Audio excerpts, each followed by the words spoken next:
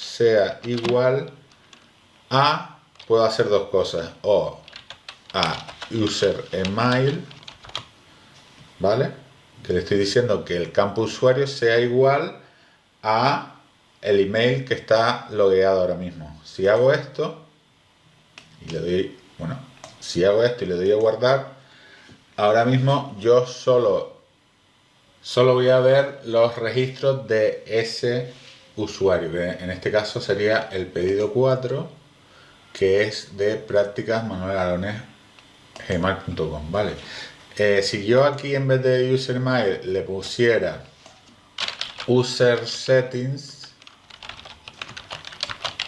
entre comillas, usuario, entonces solo tendría que ver los registros de Manuel Aragonés. Entonces le doy a guardar, guardar. Entonces ahora solo tendría que ver el